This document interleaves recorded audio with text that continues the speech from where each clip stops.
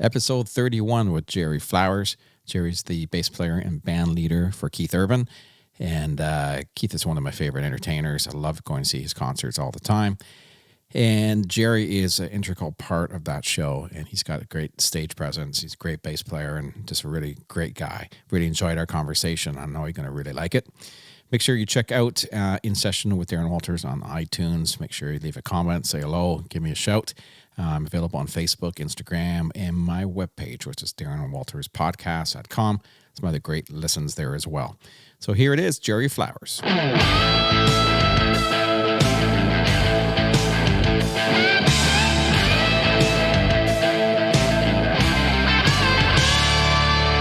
Hey, how you doing, man? Excellent. How's life in Nashville today? It's really beautiful, actually. It's perfect weather. I've got the day off, which is nice. Perfect. Yeah, it's not a bad day. Not so nice here. It's not bad. Sun's shining, but it just doesn't. So where are you? So I'm in Ontario. So I'm kind of just outside of Toronto, between Toronto and London. So I know you guys played London quite a bit. Oh, yeah. And Hamilton. So I'm kind of in that neck of the woods. So, oh yeah, not well. Yeah, you did you've done a lot of shows in London. I know that. I've seen a couple. Yeah, I mean, just Canada in general is just a really, really great market for Keith. Yeah, and right from the get-go too, I think.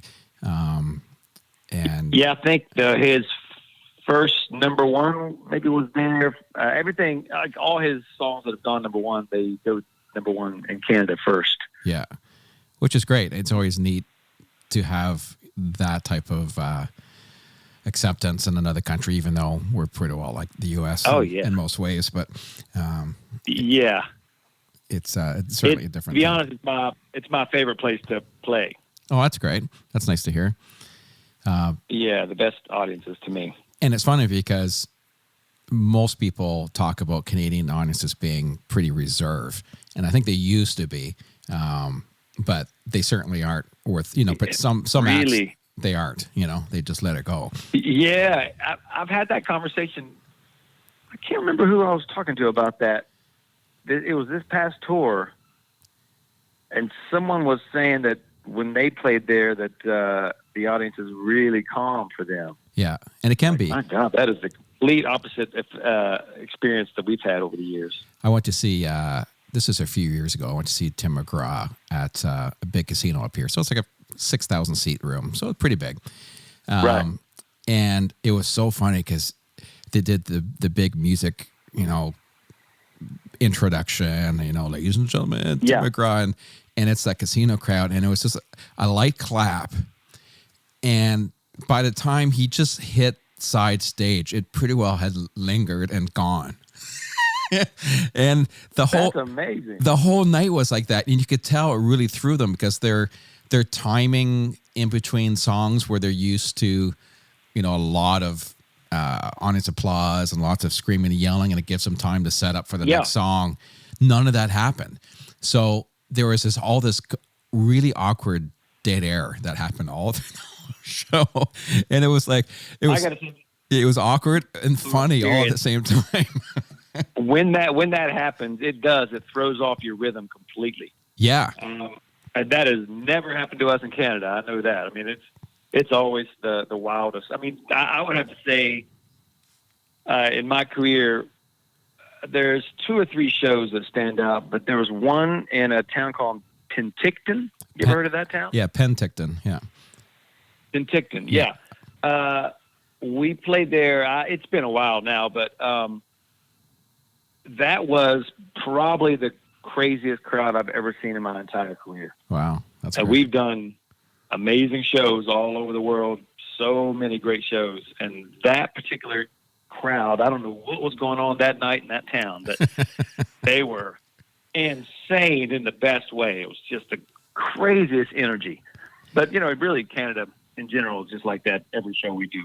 Yeah, it's been, in certain artists, they're just like that for, and like I said, in other artists, you really have to work for it.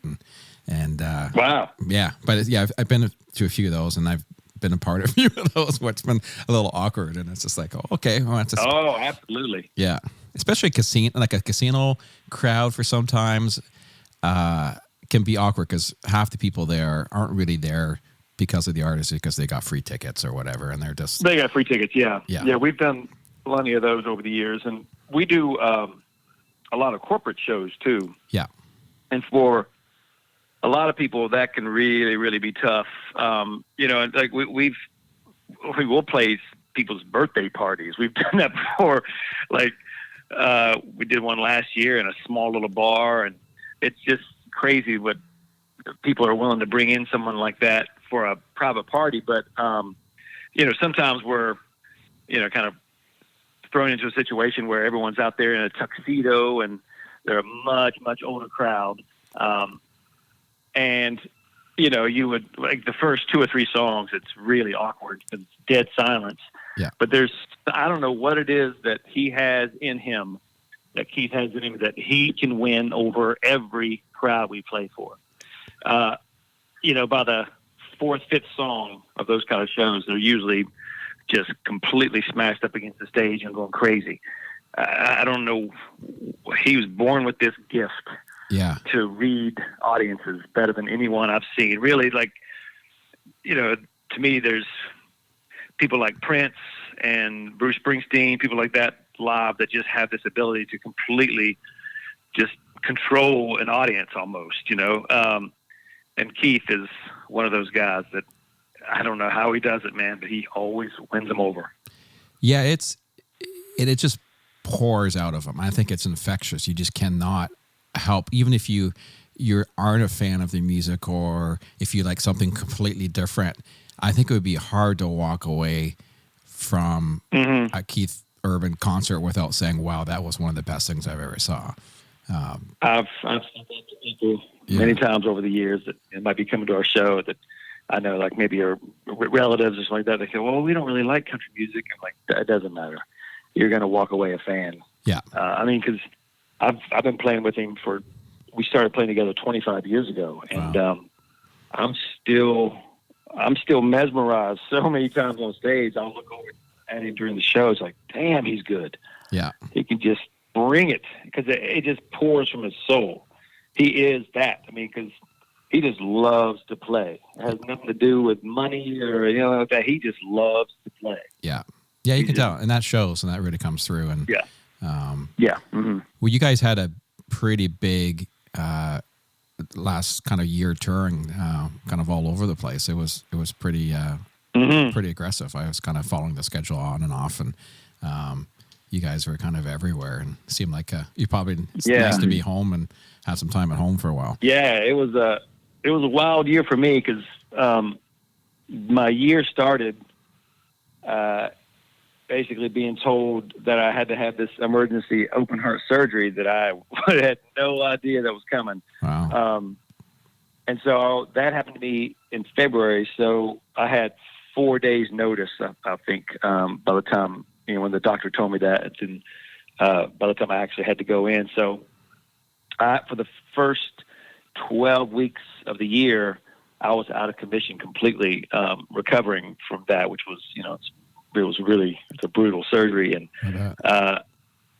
so basically I was kind of lucky in the sense that we didn't have a lot of shows booked, corporate gigs and some festivals. So rather than get someone to come in and replace me, our sound man records every single night. So yeah. He just took my live parts and he put them on tracks, and they just played with me, on the tracks, which is amazing they could do that. Yeah. And so then basically as soon as I recovered, I went straight into tour rehearsals, and we just hit it hard after that. And I had a really full year. It actually just ended just a couple of weeks ago, really, in Europe. That was the end of that particular tour. Yeah. Yeah, that was, looked like it was a fun. I went to see the Toronto show. It was about like 8 or 9 shows in at the amphitheater outside there, and it was great. It was. Oh yeah, it was. That's fun. A great venue too. Yeah, it was. Loved it. Yeah, it was a good show last year. We put a lot of work into that.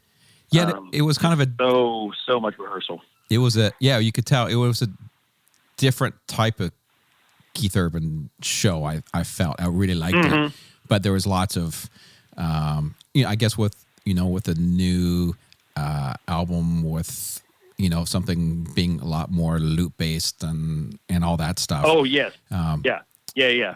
You could tell a lot more locked into computer and all that stuff, and that's a different thing. Yeah, completely. I mean, there was we have a lot of tracks going on as far as a lot of rhythm tracks, a lot of drum machine stuff. Luckily, we have a guy in the band, Nathan Barlow, who instead of a lot of stuff that would normally be on tracks, he's actually triggering live on this little instrument that he kind of invented. Yeah. But everything has to be so locked in with SMPTE, with the lighting and the video. It's a big production. Yeah. So much that goes into it. That's been going on for a while. But this tour really, I think, took it to a different level. And, cause Keith just wanted to try something different, cause he's very influenced by kind of what's going on with pop music. And he just kind of wanted to do something that was kind of a mix between the two. And it was fun. But the thing with Keith is who knows what's coming next, Yeah. It might be extremely country, the next record, because that's his roots are very much that. Yeah, exactly. So, we'll see. But yeah, I can see what you're saying. Yeah. No, and it was great. I'm sure sometimes though, after you get, and I've been in those situations a play or two, and it sometimes it's nice when you get back home and you just get with a band or you're playing with a band without any of that stuff and just play again. Oh, if you know what I mean. It's it's fun both ways.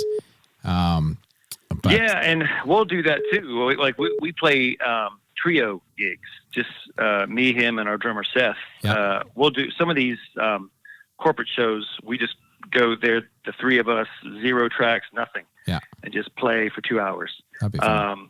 We'll play bars too.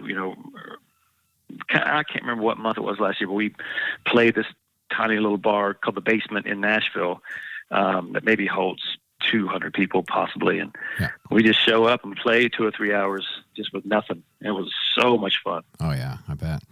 So let's go back, and with this podcast, I like to always kind of go back to the beginning and find out where you came from and what got you here. So I kind of did you grow up in West Virginia then?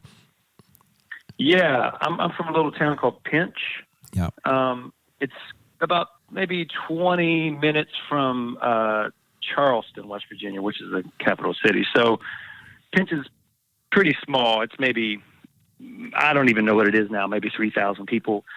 Not much there, there were no restaurants or nothing like that. It was just kind of an easy country life. Yeah.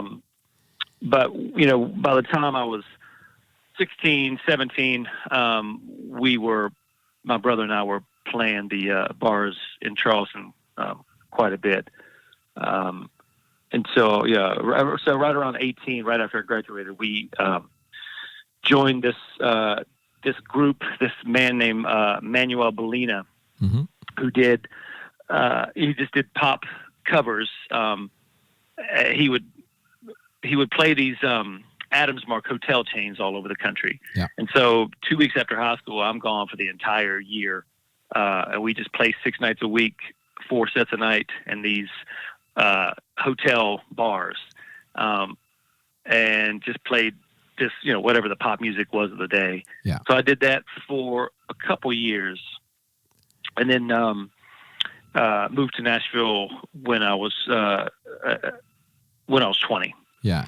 So what age did you actually start playing? And was it the bass that you started, or were you playing something else at the beginning? Yeah.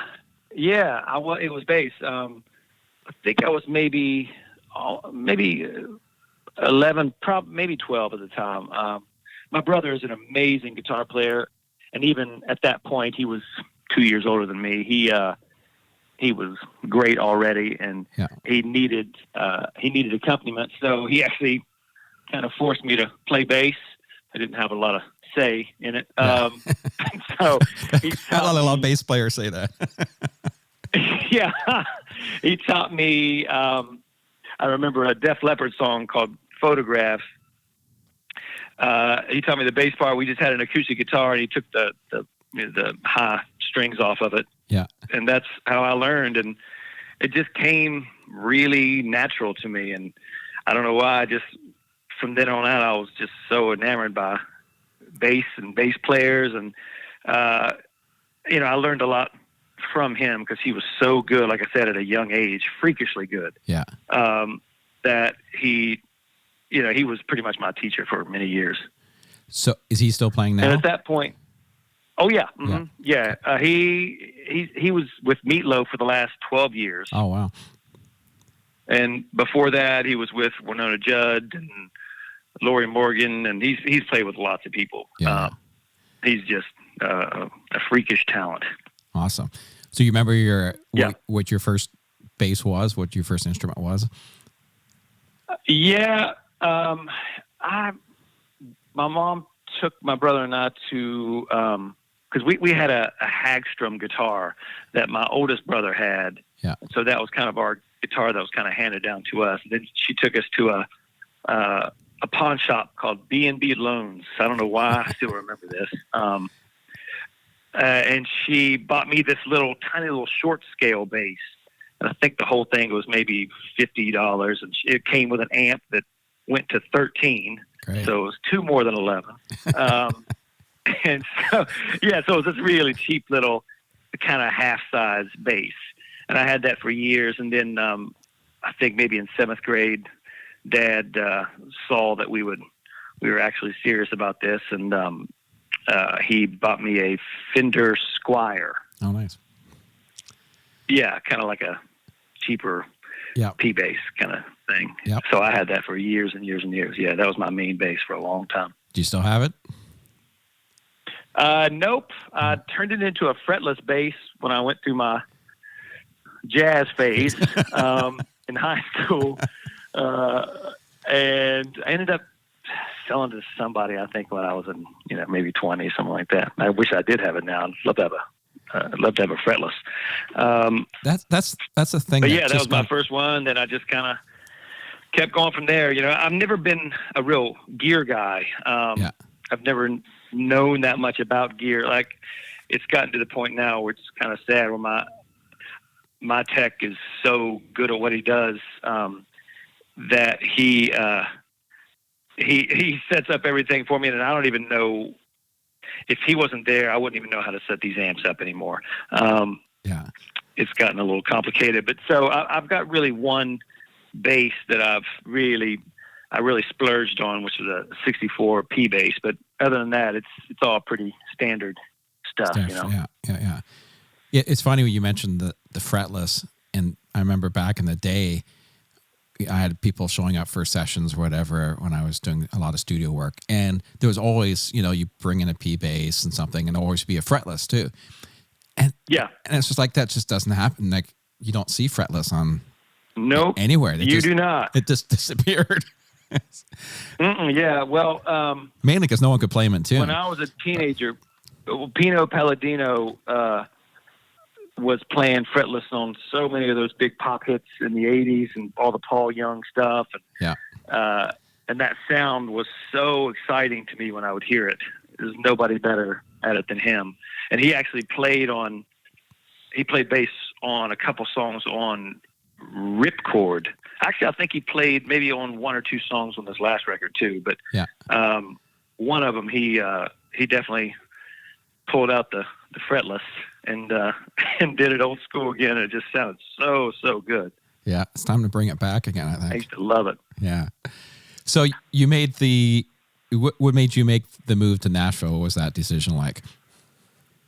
It's funny because my whole life I wanted to go to New York. Because when I first started playing, basically where we grew up, metal and hard rock were pretty much the only things that anybody would listen to. Even though we grew up in a really country area, really country music wasn't popular then except for Hank Jr. But so everybody listened to Ozzy and Motley Crue and Iron Maiden, which I love that, but Van Halen was always my absolute favorite. Yeah.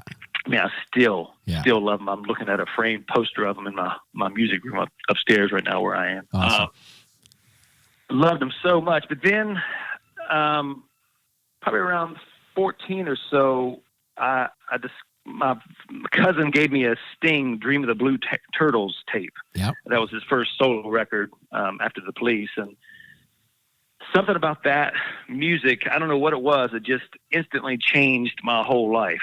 And because of those musicians on that record, because it was Daryl Jones on bass and just Kenny Kirkland, Branford Marsalis, all these jazz musicians. Yep. That kind of steered me in this new direction. And then I discovered this Prince album called Sign of the Times. And then from then on out, it was real old school R&B and jazz. That's what I was obsessed with for many years. So really New York was my dream. Yeah. And that just seemed like that was definitely going to happen for me. And then we decided that, after being on the road with that Cuban singer, my brother and I and our friend John Dedrick, I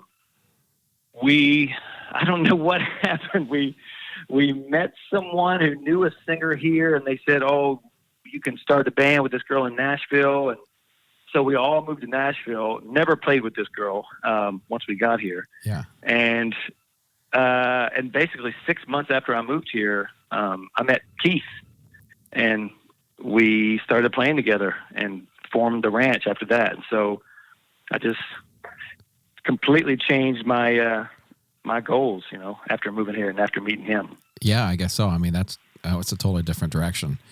So the Ranch, completely. Yeah. I have to say that I remember the first time I heard the Ranch album, and I was on tour heading down. Actually, we were heading down to Florida. We're in a tour bus, and we're going to play on a cruise ship. So we had like a 24-hour haul down to Florida. And nice. One of the guys in the band said, "Have you guys heard the Ranch yet?" And I said, "No, we haven't heard it." We popped it in, and I swear that everybody in the whole bus just was silent for whatever length of that CD was, 40 minutes, whatever. And we played it over and over and over again. And it's neat, when you talk about, being influenced by, Van Halen or certain albums in your time. And it must be neat being involved in a group that other people really, and I still hear people talk about the Ranch, especially up here to the day, that was really was a great album, and I think it influenced a lot of country people, especially a lot of musicians. Yeah, it was very different for the time. Like because he was so different from everybody else in country music at that time. It was a pretty cowboy kind of driven genre at that point. And when we started playing together, he had, really long blonde hair, and he had all these earrings and necklaces, and I had nothing to do with country music at that point, so I was very R&B influenced, and same with our drummer Pete. He was more of a rock guy, but Keith at his core was really country. Like he knows more about country music than anybody I know. He's like a song library. He can play anything from any era, but his look was kind of radical, and the fact that we were a trio was really different. And so it seemed just so out there at the time to so many people. But looking back, like if you listen to it now, it's pretty country. I mean, all his chicken picking guitar playing, and the songs were country. Yeah, a lot more country than they are now. But at the time, though, it was pretty out there. It's funny because.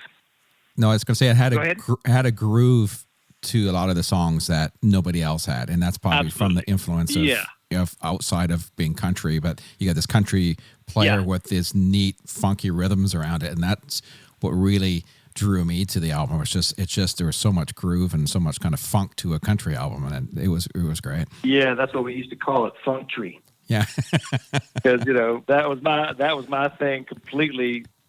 I loved all the slap bass and all that Stanley Clarke kind of groove kind of bass parts. And even though he, grew up in a real country background, country music, like true country music, some of his biggest influences in the pop world were Fleetwood Mac and Dire Straits and people that had a lot of rhythm. So, and John Mellencamp too. He was a huge fan of Mellencamp, Scarecrow and all those records. And that stuff had super country influence, but at the heart of it, it was really just big grooves. Yeah. So I guess that's kind of where that came from. But, it's when we were in it, it's funny because we could tell that people were liking us. They were starting to dig us more because we played all the time.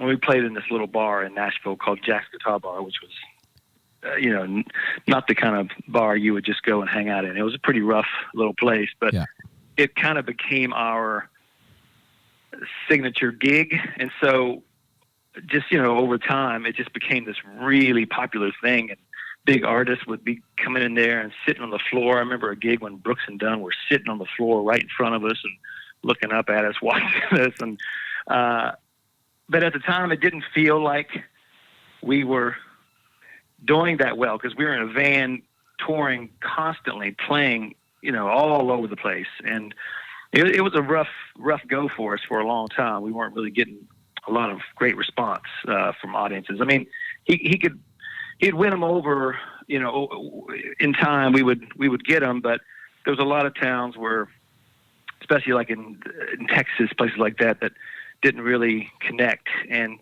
for us, it was such a struggle that we never felt like people had this, this love for us. And it wasn't until way, way later that we met, younger musicians that said the same thing that you were saying. Yeah, it seems it was like this underground kind of cool band that people knew about, but I think you know what I mean. It's sort of, but it, like you said, it came out much later that gosh, everyone really liked this band, but maybe it just wasn't.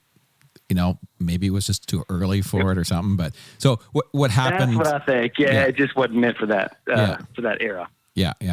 But it's still. Still fun though. Yeah. So what year was that? When did that come out? Do you remember? So I joined in '93, and then I think the record came out maybe in '96 or '97, beginning of '97. Yeah. And we, like I said, we toured like crazy. They made like a little 3-song single that they would send out to every bar all over the country before we got there to try to get people to show up, but we never had any radio support. They let us do 2 videos, Clutter Billy and Walking the Country. Yeah. We had shot both of them in the same day. But they didn't really, at that point, have, a big radio budget for us. I think they were just kind of feeling us out. Capitol was feeling us out at the time. Sure. And it never really got the chance that it really should have. And, Scott Hendricks, who was the president of Capitol at the time, he was a huge fan of the band, and his plan, I think, was to go pretty big with us in '98. That was what he kept telling us. But then, unfortunately, he lost his job at Capitol right before that. Oh, yeah. And the new guy that came in just didn't want anything to do with it. So it was just bad timing. Yeah. But, a lot of great opportunities came from that over the years. Yeah, I bet. Like as soon as we broke up, the Dixie Chicks offered me a gig playing bass with them, so I went straight to that. That's which was pretty nice to be in a tour bus. Oh yeah, a big difference from the van. Yeah, big difference.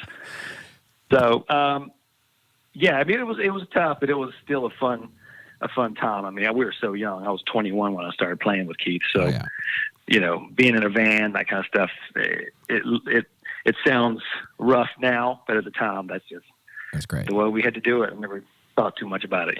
We had a lot of fun. That's awesome. So you moved on and started playing with the Dixie Chicks, and how was that experience after being kind of in a band and being that part? And it was.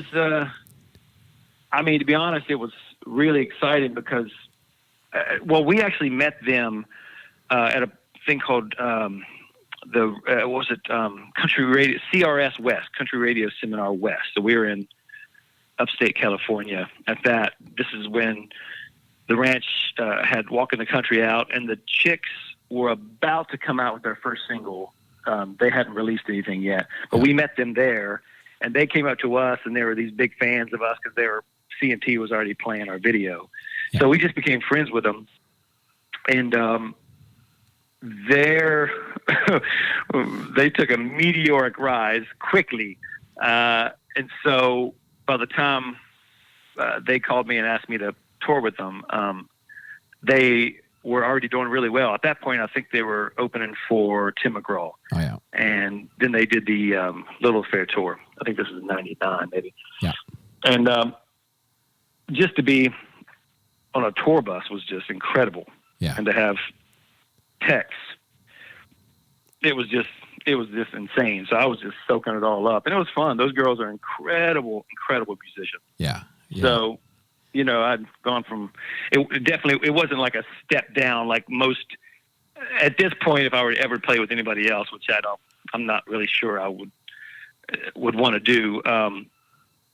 It'd be hard to go from playing with Keith Urban to most other artists just because he's so damn talented, Yeah. Where do you go? But with them, it was the girls were really, really good at what they did. So it was fun musically to step into. Good. So how long did you do that gig for? I did 3 tours with them. I did the Tim McGraw tour, then the Little Affair tour, and then the Big Fly tour, which is their first big headlining tour. Yeah. So I did that, and then the next thing they did was the bluegrass record. And I don't play upright bass. I didn't grow up playing bluegrass. That's just, that's one of those genres that you're pretty much, seems like you're kind of born into. Yeah. And I didn't know anything about that world. Like I said, I didn't play upright, and that whole record was upright. Oh, yeah. So that gig was unfortunately gone for me at that point. Should have pulled out the fretless. Yeah, exactly. This is kind of like it, isn't it? I bought one to try to learn the upright, but it was too late. Those bluegrass players, it's just a different breed, man. For sure. So, unfortunately, I lost that gig because of that. And then actually kind of went through a bit of a rough patch. It was strange because you would think going from the Dixie Chicks, at that point, they were the biggest group, definitely in country music. And one of the biggest groups in the world, really. In my head, I thought, the offers will start flooding in. And it was the complete opposite. Yeah. I went, it was probably about 2 years almost without a gig. Wow. It was rough on me. I would try to get auditions even for brand new artists, and I couldn't even get those. It was almost like, no one ever said this, but it was almost like that maybe people had in their mind that if you're playing with someone that big, then you wouldn't work for whatever they were paying or something. I don't know. Maybe that was it. Not really sure, but I went through a little bit of a drought. I would play shows around town, and I would take just gigs here and there to survive. But it was kind of a rough go for a little bit, and then I started a group with my brother and my friend John Dedrick, who moved with us from West Virginia. Who John ended up playing with the Dixie Chicks. Also, he was with Michael McDonald and Allison Krauss. Oh yeah. Patty Griffin, he did a lot of Patty Griffin stuff for years, so he's had an amazing career too. We actually all went to high school together and moved to Nashville together. But so we actually started a rock band, just writing our own stuff, and pursued that for about 2 years, and had a lot of interest from different labels, and but somehow it just didn't work out for us. And then I ended up started getting jobs with the Counting Crows. Oh, nice. Yeah, that was a fun one because the drummer that I toured with in the Dixie Chicks was now a member of Counting Crows. So I started playing with them, and right about that time is when Keith called and asked if I would come back. Yeah. And that was in 2005. Oh, yeah. Maybe 2004 he called me. So it was a little rough there for a minute, but then it all came back. It's interesting. I've talked about this a bunch of times on the podcast with other people, how, relationships are so important. And, oh, yeah. You mean just getting a gig because the drummer in the band, or the drummer say, hey, we need a bass player. Hey, I know this great guy. And that relationship building and in keeping that alive is, especially in Nashville, so important. So many gigs. Extremely important. Well, because you're living with these people almost more than your family. Especially in the heavy touring parts of someone's career, it is more than your family. So, you have to get along with people. You have to be fun to hang out with in the bus. And that was, stuff that we had to learn early on here. Because when I first moved here, I just thought, it's just about whoever the best player is, and never thought about that stuff. But it's so not about that. I mean, you have to be able to do your job and bring it, but you don't have to be this virtuoso musician either. You just have to be able to do the gig, and then plus be a fun hang. So, so luckily he called me back at that time because it was weird. I went a couple years there without anybody offering me anything, and then literally within the same week, I had four or five offers from different people. Dwight Yoakam called me. Wow. And offered me the gig with him. Then I was at the Counting Crows. There was a couple other country artists too. And then Keith called, and deciding to go back and play with Keith was really just the absolute best career decision I've ever made. Yeah. So did you, when you guys kind of split up with the ranch, what was your relationship with Keith at that point? Did you guys all, you guys were obviously doing different things, and but did you guys hang much during those? No, I mean, times? it was still good. We were still friends when the branch broke up. It definitely wasn't. There wasn't anger. I think maybe with Peter, it was a little hard on him just because he was Australian, and he, I think at a certain point had to legally move back to Australia. Yeah. Because he wasn't involved with the record deal anymore, and so I think that might have been tough for him. But they ended up still being great friends, and to me, when Keith decided we were going to move on, we knew it was coming because we were just struggling for so long and nothing was happening. And, like I said, no radio support. And, someone like him, I'm a musician I'm a singer, but I never really wanted to be the front guy, and I'm a songwriter. So the thought of being the star, appealed to me for a little bit, but really it's never been in my heart. But someone like Keith, that's who he is. That's who he's been since he was 6 years old, Yeah. He's had the same plan. And so for us to be just beating our head against the wall for all those years and not getting any kind of traction, you just can't blame someone like him for trying to figure out how to get that done. And it was a really smart move on his part. But yeah, we were still friends through all of it. I didn't see them a ton during that, because that was the kind of the start of when Keith was going through some rough times that he's been pretty open about his addictions, and that was when it was really kicking in. Yeah. And that just wasn't where I was at the time. So I wasn't hanging around a lot with those guys. You know, my life kind of went in a separate direction. Yeah, makes sense. Yeah.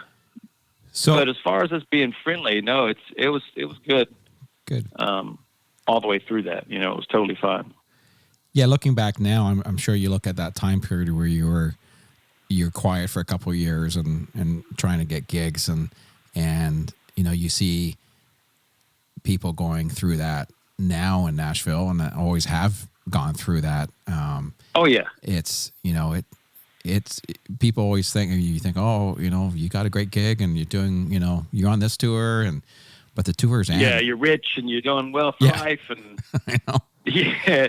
It's just not that way. I mean, you know, it can be a tough life. I mean, I'm not going to even act like I haven't had an incredible career. Like, I'm very, very grateful and very lucky of the things I've gotten to do. Yeah. But, you know, I did go through that time and it was hard. I mean, it was hard on my ego too. 'Cause again, I was coming off this gig with the Dixie Chicks thinking I was, you know, I'm a big time guy now and, everyone's going to want me. And it's just not always like that. And looking back now, I kind of appreciate those days because it let me know that at any point something like that can happen, you know? Yeah. Exactly. And, you know, it's helped me kind of talk with other musicians that are going through it now, other younger musicians that I see that might lose their gig. And you know, we have conversations about it and they're really scared. And I just think like, it's scary now, but really, I mean, the cream always rises. If you're a good guy and you have a lot of talent, you have a lot to offer on stage, you're going to work in this town. You are going to find a gig. Yeah. It's going to come around eventually. So it was rough for a little bit, but it went to a completely different place after Keith called back in 2005. Just opened up so many more opportunities for me too. And my songwriting opportunities really blossomed, and I've been extremely lucky on that side of things over the years. You've had and just the things that you've had some great success on your songwriting, and that must be exciting for you. That's always a tough bracket to get into. It's a tough business, man. My wife and I were actually talking about it this morning.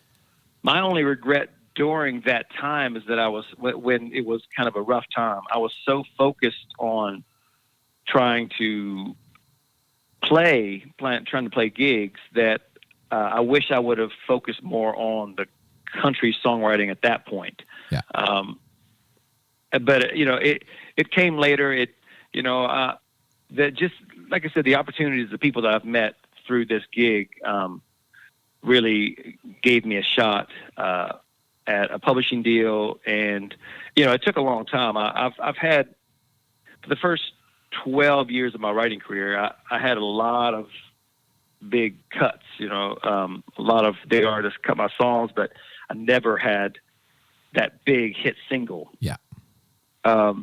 Until maybe, I don't know, maybe it's been 4 years ago now. Maybe 5, I'm not sure. I have to look at the dates, but I finally broke through with the Sam Hunt song House Party. Yeah. Big song. And then I've had, it was a big one. That went number 1. Then I've had 2 more number 1s since then. So yeah, it's a tough business. To me, it's much harder than the sideman business, to be honest.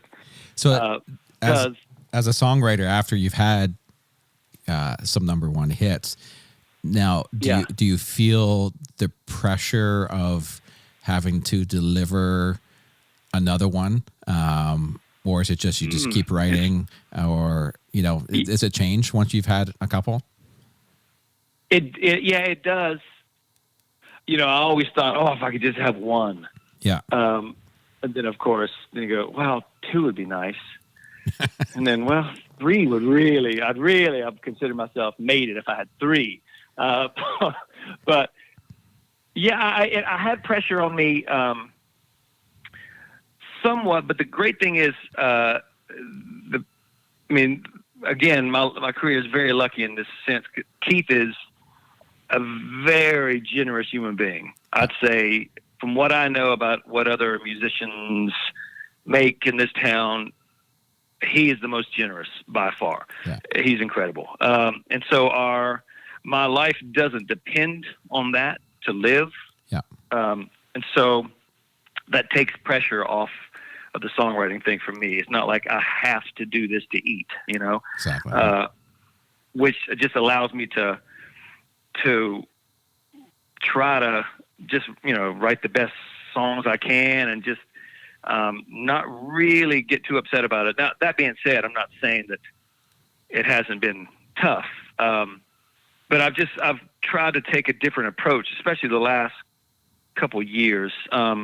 Really, the last 4 years of my career, I was signed under a songwriter named Ashley Gorley. Mm-hmm. Do you know his name? Yep, for sure. I mean, Ashley is the most successful guy in this town. Yeah, lots of hits. He's getting to the point, maybe all time in Nashville, the most number ones. But he's still a young guy too. I think he just turned 40. But so he signed me under his publishing company with a joint deal with Warner Chappell. Yep. And that's when all the success came, because through him I met this guy Zach Crowell, who produces Sam Hunt, and so we kind of started working with Sam and writing with him before he had a record deal. So I was lucky enough to get involved early. But so after these 4 years, this past year, I decided to sell my catalog. So I sold those to another company called Downtown, and that just now resolved this past January. And so I decided to not sign a new deal with anybody. I wanted to hold on to my publishing for a little while and see kind of what happens. And it's turning out to be a good move so far. Because I went through that last year. I was thinking, well, maybe that was my last one. Maybe I won't have any more. I mean, that's still possible, but things are really, really kicking in right now. A lot of great opportunities are coming. Good. So right now, the songwriting thing is, to me, in a real exciting time, because I'm just doing it for a different reason now. I don't have that ego pressure on me like I used to, you know. Yeah, makes a big difference. Does that make sense? I don't know if maybe I'm rambling. I don't know. No, it makes perfect sense. Yeah, I get that totally. Yeah. And do you find you have much time when you're touring to write, or is it something you like to do once you're back home? No, I mean, I don't really write on the road that often. I sometimes do. Right now, the way we tour has changed really in the last 2 years. We spend less and less time now in the tour buses like we used to, and we fly in and out of shows all the time. So that's really opened up my schedule. So it's pretty predictable now. So our touring life is, you know, we don't have to be gone days and days at a time anymore, or weeks at a time anymore like we used to. Yeah. The band will a lot of times leave at 4:00 in the afternoon and fly to a city, play a show, and then we'll fly home and be home at midnight. It's been a pretty incredible turn in our careers, and that has really opened up a lot of time to write. So I pretty much stick with weekdays in Nashville. I write, and then on weekends we tour. Yeah. It's a good schedule right now. Yeah, I guess. Yeah, that must Especially be. I'm about to have a baby any day now. So yeah, you mentioned that in the email. That's pretty awesome. Is this number one? Yes, it is. Oh, that's exciting. Very exciting. So I mean, literally, it could be any day. She is full term right now. So well, congratulations. That's pretty exciting. Yeah, I might be getting a call to come pick her up here any minute. Yeah, might have to cut this short. Yeah. So, that again, that kind of changes my perspective on touring and writing also, just because not perspective. It really reinforces how incredibly lucky I am to be playing with the artist that I play with, because he's so family oriented, and our band is very family oriented. I mean, this is the perfect situation for any wife of a touring musician, because he knows the value of it, and so he gets us home as much as possible. And it's really, really a fun situation right now. I bet. So does the touring schedule, since it's been so heavy over the last years, is it lighten up this year? This is actually the lightest year I think we've ever had. Yeah. The first part of the year was kind of heavy because we went to Australia for 3 weeks, then we went to Europe for 2 weeks. Yeah. But after that, really, this is really great timing for me to have a baby too, because I think we have one show in May, and then from June on, it's just pretty much 1 or 2 shows a week, just on festivals. Yeah. And a lot of times it's not even that heavy, so it's the perfect year to have a baby in the music business. I guess so. And plus, he's working really hard right now, writing and recording for the next record. Yeah. Do you get a chance to get involved much with recordings of the albums at all? Well, it depends. Really, in the last couple of years, it's been different because he, a lot of the songs he's been writing with, he writes the songs with producers, and they just pretty much build the tracks and build it all right there in the room. And so it's not really as much as what it was before, where he has a lot of session guys, and I would go in and sing on records, and that happens sometimes. But because he does it with so many different producers that it hasn't been like that. But I'm not really sure where he's gone with this new record. I know he's just now in the starting process of it, and so he had a songwriter camp set up about 2 weeks ago, and I was part of that, where 15 writers from mostly Nashville writers, those couple LA folks. Yep. He rented out 4 studios all in the same building, and everybody just wrote songs, and he would just go from room to room to room, writing with people and trying to come up with stuff for the record that way. And we got some really good stuff that he seems excited about. And so now we just kind of see where he goes with it production-wise. I'm hoping he does some more stuff with Dan Huff, to me, because those two guys, they just bring out the best in each other. Yeah, definitely. I like all this stuff in the past have been really great. So would you find on your off times now, what besides music, do you have any interest that you like doing outside of everything in Nashville? I mean, really, I love, my favorite time is being home with my wife, and we have an amazing pit bull named Rufus, who's the sweetest guy ever, and I just love being at home. I don't. I too, like Keith, I'm sober now, and I've been sober for about 6 years now. So my life is it's pretty boring in the absolute best way. Yeah. The days of going out and hitting the bars are just they're over for me. So really, home time is that's my favorite thing to do. And also right now I'm kind of getting into some mentoring, the mentoring side of music also. Myself and a guy that works for us named Jeff Linsenmeyer, who kind of helps put together the track stuff that we use live. Yep. He and I are starting a little side business where we are going to basically help mentor and kind of coach some younger artists, because it just seems like a lot of the newer artists that are getting deals right now, they didn't have to go through the playing clubs 5-6 nights a week like we did. Yeah. And I'm guessing that's because, they have access to so many more people through YouTube and different things like that they don't really have to get out there and just slug it out in clubs. Yeah.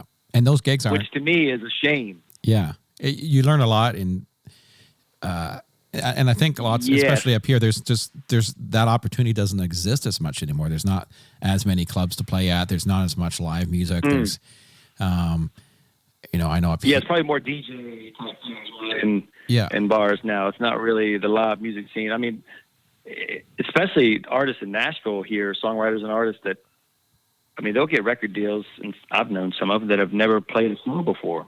Yeah, it's weird. And that to me is so strange because even when we were, starting out in Nashville in 93 and 94, 95, we played constantly. So in Nashville, we played bars. We played this place, Ace of Clubs, 12th and Porter. Yeah. This Jack's guitar bar I was telling you about. We set up in Keith and Pete. They had a little house together off 8th Avenue, and we set up in their yard every Sunday and played for hours and hours. So it became this thing, these yard parties that people would come see us play. Yeah. But because of that, we got good, and you can handle crowds that are a little rougher. Sometimes that they're not digging you at first, they can get a little rowdy, and we know how to handle those situations. But I can see it in some of the new artists, especially when we do shows with them that, a lot of festivals, I'll watch some of the brand new artists, and you can just kind of tell they didn't have that experience. And so that's what we're going to start doing. Jeff and I are going to start helping some younger artists and just kind of, give them guidance and help them with the show. Cause I've learned so much over the years about how to put together set lists and put musicians together. And then all everybody's really track heavy right now. And so that's what Jeff Linsenmeyer does. He can create all the tracks and show people simple ways how to use them on a budget for these newer artists. And I think that's kind of where we're going to spend some time this year. I mean, obviously my touring and writing is playing on the road is still my absolute number one, my favorite thing to do. So that's not going anywhere at all. And the songwriting thing's not going to go anywhere. But, when we do have years like this where it's a little easier, to me, the thought of helping some of these younger people out, just because I've been doing it so long, it feels really good to me. Yeah. And so that's kind of the only thing that I'm doing outside of that. I don't really have hobbies. I know I should. I know my wife's told me that before. But she get out of the house and do something. Yeah. And our hobbies we do together. We hike and do things like that together. But really, music has just been in my DNA, my soul for so long that it's not a job. I don't know. Yeah, I don't view it really as a job. It's not something I have to do. It's something I get to do. Yeah. A couple of questions I was going to ask you. Obviously, you've played in many, many places all over the world, lots of different venues. And do you have a place that you haven't played yet that you have always wanted to play? Oh, I think really everybody in the band has the exact same answer to this. Is Japan. Oh, cool. All of us, for different reasons, have wanted to tour Japan. I mean, ever since I was a little kid, seeing one of the Kiss records, I can't remember what it was. Maybe it was Dressed to Kill or one of those records they had that had pictures of them in Japan playing, and then Cheap Trick live from Budokan. Those kind of records were so iconic to me that Japan always seemed like the ultimate place to play. So hopefully that'll happen. I'm not sure if they have any market there for country music. I'm not really sure about that, but I just think country is expanding and getting bigger and bigger and bigger. So there's always a chance. Yeah, I wasn't expecting that answer, but that's great. That would be a neat experience. I know you guys, I was following this on social media stuff, and And I know you're in Europe, and you played some places you haven't really played there before. Is that correct? We were in the Netherlands, right? Yeah. We had never played there, Amsterdam. We had played Berlin one time before, years ago. I think it'd been almost 12 years since the last time we played there. But we had played Dublin and London and Glasgow before, but again, it's been so long. Yeah. But the Netherlands was brand new for us. It was a really fun tour because we didn't know what to expect at all. Especially from Amsterdam, we had no idea. I remember we were putting the set list together that night because, we'll change the set list up most every night. There's always something slightly different. We try to, at least, or try to get the rhythm of the show as good as we can get it. But, when we're playing countries like that we don't know what they know as far as his hits, and so we were putting the set together that night, and I remember him being nervous about it. I was like, who knows? I don't even know if they're going to know any of these songs. Yeah. And that ended up being an amazing show. It was crazy. They knew every word. That must feel really great for everybody, right? When you're not sure, but yet you go out and you knock it out of the park. That must feel really great. Yeah, when we played, and I'm trying to think of the French Canadian city that we played. Quebec City or Montreal or Quebec City. Quebec City, yeah. Yes, it was Quebec City. I was trying to remember if it was Montreal. Yeah, it was Quebec City. We played a big festival there. I can't remember what year this was, and we had never played there before. And on that festival, we were the only country act on that whole week. Yeah. Like the night before us was Skrillex. Oh, yeah. The night after us was Foo Fighters. So that was super nerve-wracking walking into that crowd. And it was a massive, massive crowd. Yeah. And that, I know Keith, he said many times that's the best gig he's ever played in his entire career. Wow. I've never seen a crowd that big react like that. They knew every word, and their energy was insane. Wow, and so, we're going into this French-speaking town that we didn't really know that anybody even knew the songs. Yeah. And it just, oh my God, it was incredible. I still have chills. I still have videos from it on my phone that I'll watch every once in a while. If I'm ever getting down about anything, you just break out that video and go, oh, yeah. Yeah, that's good. It's pretty good. Would you, if you look ahead over the next year, are you a type of person that kind of looks down the road 5-10 years and kind of have a plan, or do you like to take things as it goes? Or yeah, I mean, right now it's pretty damn good. And so to be able to tour like we do, and the way that we get to tour with the flying in and out and being home so much and being able to write. And I think if I can do a little more of the mentoring and coaching side of things, that excites me. But, I don't really see much changing. Now, if by chance Keith decides he wants an all-girl band tomorrow, who knows? Yeah. In my gut, that tells me that my touring life will probably be over. Yeah. Just because it's hard. It would be hard for me to go back to doing something, being on the bus as much as you have to be on there, and just being away as much as you have to be away. And plus, it'd be hard for me to not play with someone that I respect to the level that I respect Keith. Yeah. There's, again, I sound like I'm just talking too much about him, but the truth is, there's not a person on our tour, band, crew, otherwise, that will tell you that there is a better person to work for.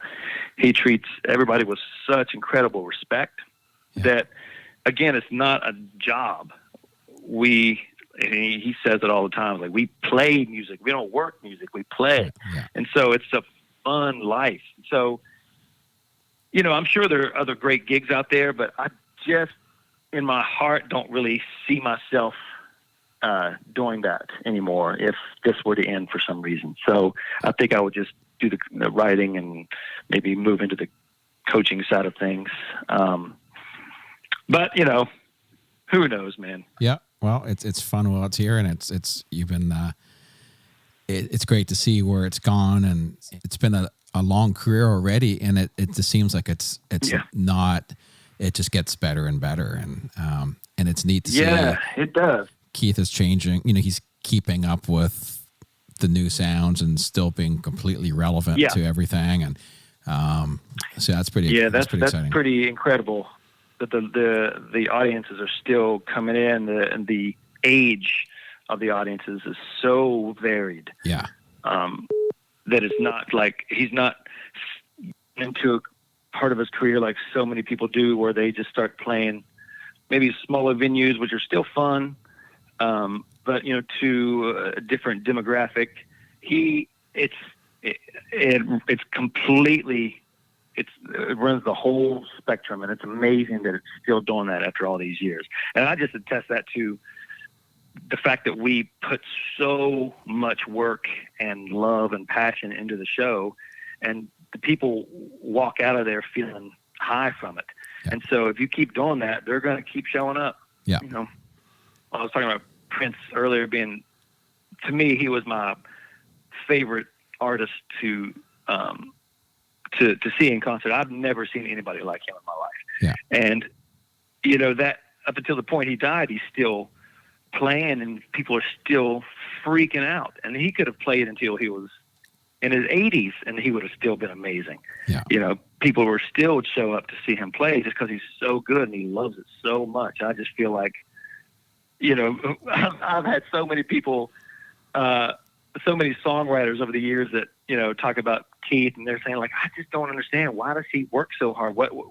Why do you guys still play all these different kind of wacky shows sometimes, like some of these corporate gigs or private parties? And yeah. He goes, they all say, oh, he's rich, he doesn't have to do this anymore. It's like, that doesn't make any sense. It has nothing to do with that anymore.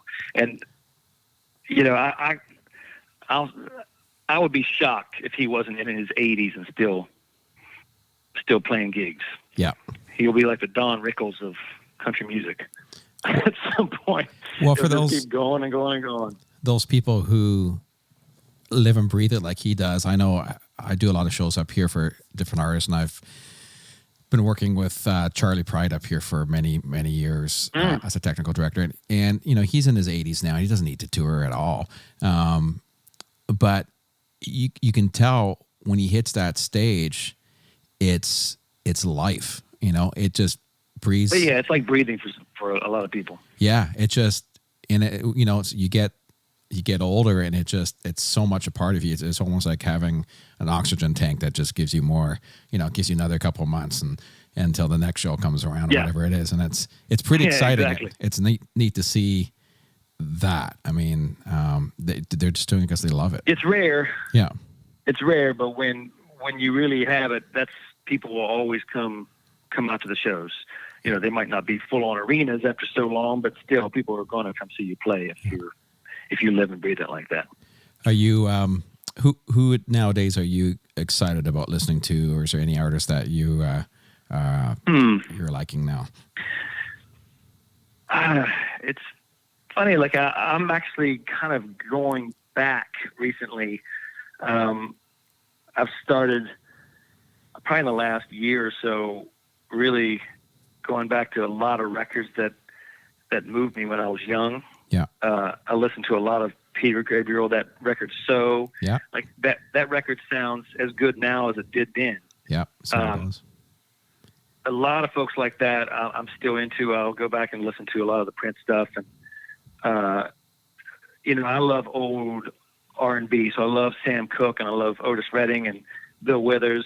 So when I listen to those guys, it brings me back to that exciting feeling, Yeah. As far as newer artists, I mean, there's great artists out there. Julia Michaels, who toured with us in Australia, she opened that tour for us. Yeah. She is incredible. Her songwriting ability is just nuts.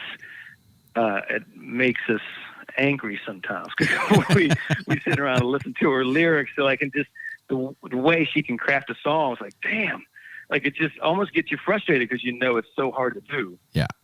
She was really, really great. And that record, the new one that she's got out right now, that really excited everybody in the band. That's great. I mean, I listen to a lot of Bonnie Vare too. Mm-hmm.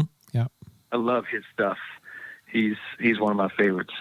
But to be honest, I listen to a lot of, right now, more than anything, I'm a podcast guy. I like podcasts about everything. And Awesome. there's a songwriter podcast called And the Writer Is. It's really, really great. I listen to that a lot. Yeah. Yeah, they're neat. I watch a lot of YouTube videos and on songwriting, and I love Tony Robbins, people like that, real inspirational people, Wayne Dyer, that kind of stuff. So. Yeah, it's really changed the marketplace, the whole podcast thing, and you know, it gives an opportunity for lots of people to do things. And you know, I really started this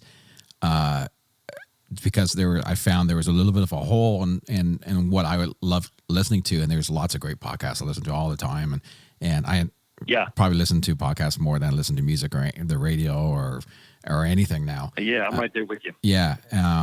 But yeah, I just wanted to find something where, you know, you always will find, you know, you can find a lot of interviews on Keith Urban, right? But someone like yourself, which is, you know, when I go to see a show, I'm just as much invested in the band as I am anybody. And I think, you know, with certain groups, like with your band, with Keith, that you get certain people who really stand out from the crowd, and people that have been there a long time. And I know, even just for fun, last night I Googled Googled your name, and it was like, oh, you have a fan page on Facebook.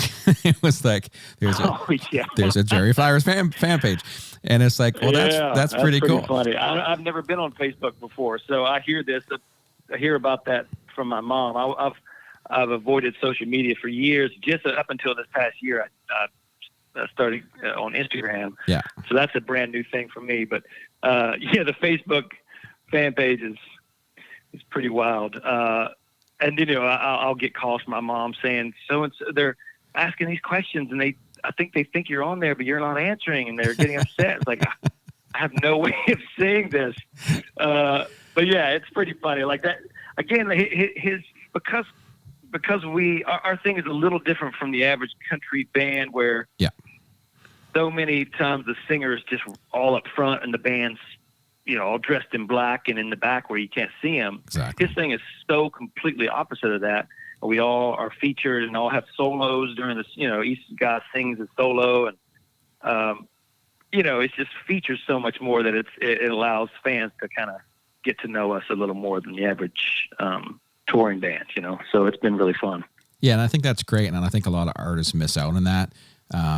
You know, they shove that band back, and it's all about them, and it is. You know, that has its place, but I think, you know, they're there to support you, and I think it's really great to make sure that band comes out and, you know, really becomes part of the group, and you really get that with Keith. I mean, you've been this stable there for so long, and you almost I couldn't imagine seeing another bass player there. I mean, for me, it would almost make me like, say for some reason you weren't there and Keith was coming through town and I wanted to grab tickets and I knew you weren't going to be there. It would be like, geez, I'm not sure if I'd want to go. I appreciate that. Yeah, and that's truth. I mean, it's just one stage move. Yeah. No, I really do appreciate that. And you know, like it's funny. I've had this conversation with some newer artists about that, because I think, to me, it's a kind of a simple. It's a really great thing what Keith does, and it's good for him too, because he wants people's eyes all over the stage, you know. So the pressure of being the only thing anybody's looking at for 2 hours straight, that's a lot of pressure. Yeah. And to be entertaining for that long, even though he can be, but he's just smart in that way. It's like he just says whatever anybody wants to do, we just do. And so that the crowd doesn't walk away going, oh man, I wish that band wasn't so entertaining. Yeah. So they enjoy it. And it's funny to me that a lot of artists don't do that, but I'm seeing it a little more people like FGL, people like that are definitely starting to show their bands a lot more. Jason Aldean's always been like that. He's always been great about his band is right there up front with him, and it just makes for such a more entertaining show, I think. So. Yeah, and you feel more part of everything. I think you've seen some groups and it could be a whole new band you don't even realize because you didn't really pay attention who was there in the first place, and and that's absolutely. And I don't think that's smart, and I think it's you build it really makes the musicians work harder too because they know they feel they're more part of it and they are more part of it. Oh, absolutely. And we're invested in the show. It's not like we don't care if the crowd doesn't react. Like we are right there, like part of the emotion. We want it to be an amazing experience for everybody. So, because we are just so invested in the whole thing, we're such a part of the whole deal. And when we're putting together a show, he's not like coming in there and telling everybody like, "Oh, you do this." None of that. So he wants everybody to come up with parts and come up with ideas and endings and all that kind of stuff. It's just really a fun way to put together a big tour. Completely different from most. How long did you spend on pre-production on this last tour? I mean, it seemed like it was probably 3-4 weeks. It was a tough one last year because for some reason, something happened to the venue that we were supposed to rehearse in Nashville. Yeah.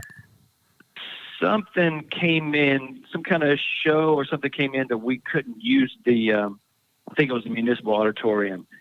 And so every venue of that size where we could rehearse the full production was booked. So they got us into Vanderbilt, their basketball stadium, their gym. And it was in the middle of summer and they don't have air conditioning. Oh gosh.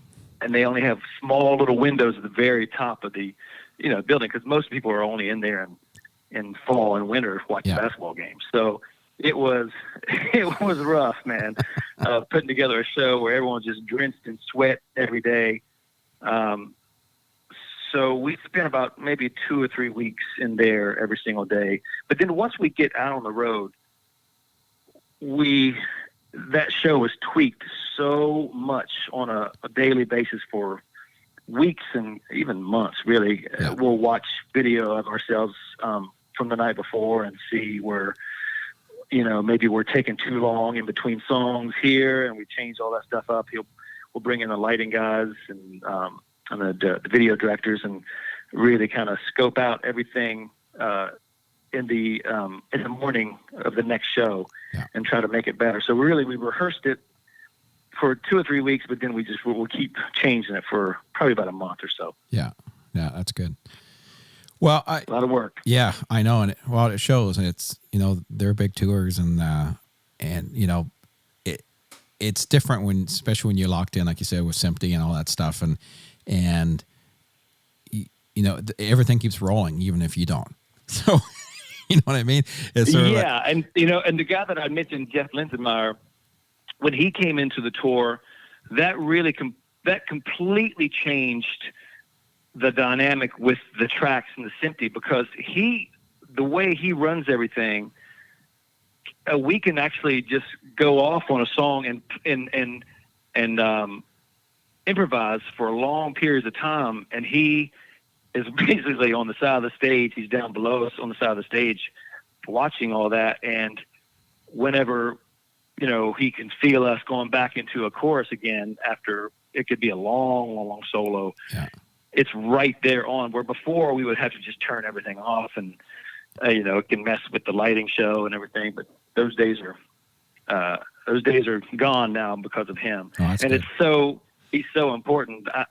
I'm not sure if he did this yet in the show you saw, but he actually brings Jeff out and introduces him to the audience, and he comes out and bows with the band at the end of the night. Like just become like a full-on band guy. Yeah. Because he just changed the dynamic. He just opened everything up for us so much where we're not completely dependent on what a normal track would be. Yeah. It's pretty incredible. That's great. Yeah. Oh, awesome. Well, I've taken a lot of your time. I know you could be getting called to driving duty to the hospital pretty soon. So yeah, I could be, but we'll see. It could be today. It could be.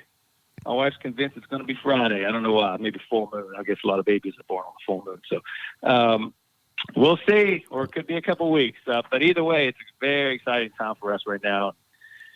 Yeah, having a little girl. I'm good. very nervous because I have no idea what I'm doing, but I don't think anyone does. I guess we'll figure it out. Yeah.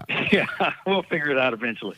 Well, congratulations on that. Good. Yeah, enjoy your Thank you so much. Your time with the new one and your time around home this year, and hope you have some great tours. And hopefully, when you're back up this neck of the woods, we'll touch base, and it'd be great to hang out and grab a beer, or not a beer, absolutely, but man. grab you something. have my number. Yep. And I'll hook you up with tickets, and we'll hang. So, and I really appreciate you thinking about me and calling me up. This is my first podcast. Oh, awesome. Yeah, it was great. You're definitely high on the list where I thought, geez, how am I going to get a hold of you?